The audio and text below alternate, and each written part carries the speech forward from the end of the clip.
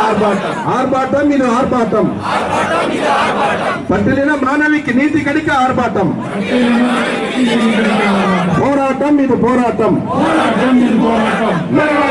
திமுக MLA Karunanidhi குடும்பம் தலைவர் ஆட்சி.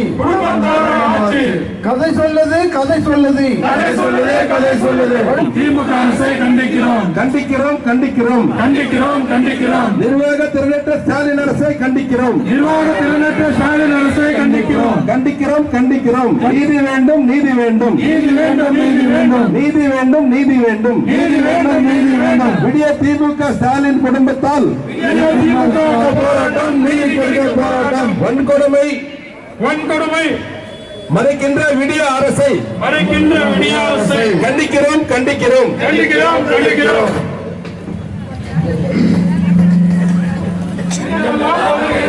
வீட்டு வேலைக்கு சென்ற மாணவிக்கு கையில் சூடு சிகரெட்டால் உடலெங்கும் நெருப்பு கோடு.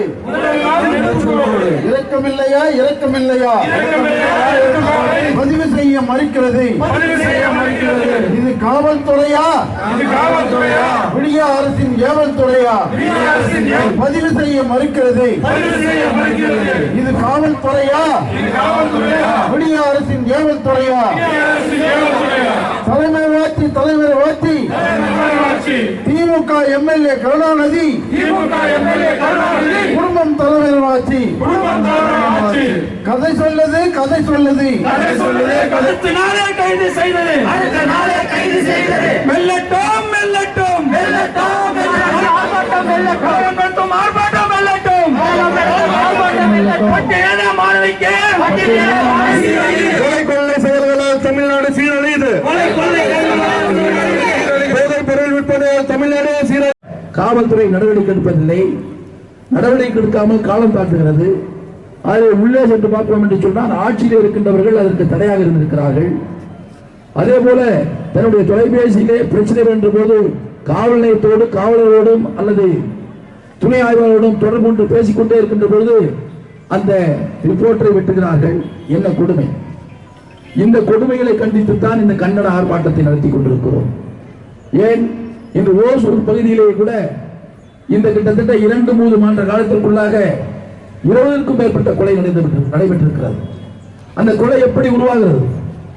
சட்டம் ஒழுங்கு பாதிக்கப்படுகின்ற போதுதான் கொலை உருவாகிறது. தீய சக்திகள் சட்டத்தை தன் கையில் எடுத்துக் கொள்கின்ற போதுதான் இது போன்ற அசம்பாவிதங்கள் நடக்கிறது. சமூக விரோத சக்திகள் உள்ளே ஊடுருகின்ற போதுதான் இது போன்ற கொலைகளும் கொள்ளைகளும் கற்பனைகளும் நடைபெறுகிறது.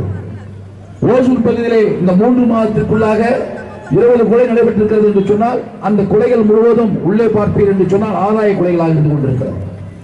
அப்படி ஆதாய கொலைகளாக வருவதற்கு யார் காரணம்?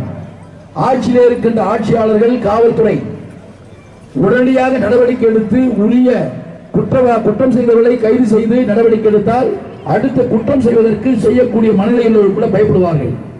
மாறாக குற்றம் புரிந்தவர்கள் சுதந்திரமாக நடமாடக்கூடிய ஒரு ஆட்சியாக, ஒரு மாநிலமாக தமிழகம் இருந்து கொண்டிருக்கிறது. அதை கண்டித்துத்தான் இந்த ஆர்ப்பாட்டத்தை கழகத்தினுடைய பொதுச்செயலாளர் எடப்பாடியார் அவர்கள் அறிவித்தார்கள். நாங்கள் இந்த ஆர்ப்பாட்டத்தை இங்கே கொண்டு நடத்தி கொண்டிருக்கிறோம். இனி வருங்காலங்களில் ஆட்சியாளர்கள் என்ன சொன்னாலும் நிரந்தரமாக இந்த நிர்வாகத்தை முன்னின்று நடத்தக்கூடிய காவல்துறை, மாவட்ட நிர்வாகம் தன் முழு கட்டுப்பாட்டில் மாவட்ட நிர்வாகத்தை கொண்டு வந்து சட்ட ஒழுங்கை பாதுகாக்க வேண்டும் என்பதற்காக இந்த ஆர்ப்பாட்டத்தை நடத்துகிறோம். இந்த ஆர்ப்பாட்டத்தை பொறுத்தவரையில் ஆட்சியாளர்களுக்கு மட்டும் இந்த ஆர்ப்பாட்டம் அல்ல. இந்த ஆர்ப்பாட்டம் மாவட்டத்திலே நடக்கிற தீய சக்திகளுக்கு இந்த மாவட்டத்திலே இருக்கின்ற மாவட்ட நிர்வாகம், காவல்துறை சரியாக நடவடிக்கை எடுக்காத காரணத்தினால் அவர்களையும் சேர்த்து கண்டித்துத்தான் இந்த ஆர்ப்பாட்டம் நடைபெற்றுக் கொண்டிருக்கிறது. இனி வருங்காலங்களில் இங்கே இந்த மாவட்டத்தில் இருக்கின்ற காவல்துறை சீரிய முறையில் நடவடிக்கை, எந்த வழக்கு காவல் நிலையத்துக்கு வந்தாலும் உடனடியாக நீங்கள் விசாரிக்க வேண்டும். அந்த விசாரிக்கின்ற பட்சத்தில் தான் உடனடியாக இந்த குற்றம் சாட்டுவ குற்றவாளி கூட பயந்து அடுத்த குற்றத்தை செய்யாமல் இருப்பான். தயவு செய்து மாவட்ட நிர்வாகம் இதற்கு உடனடியாக நடவடிக்கை எடுக்க வேண்டும். ஆட்சியாளர்கள், ஆட்சியில் இருக்கின்றவர்கள், அரசியல் தலைவர்கள் கூறுகின்ற கருத்துக்களை நீங்கள் முழுமையாக ஏற்றுக்கொள்ளக்கூடாது. அதை நியாயம் இருக்கின்ற பட்சத்தில் அதை ஏற்றுக்கொள்ளுங்கள். தவறு செய்தவனுக்கு ஆதரவு இருக்கின்ற வகையிலே அவர்கள் உங்களை நிர்பந்தப்படுத்துவார் என்று சொன்னால் அதை ஒதுக்கி வைத்துவிட்டு மக்களை காப்பாற்றுகின்ற முயற்சியிலே நிர்வாகம் இருக்க வேண்டும் என்று நாங்கள் கேட்டுக்கொண்டு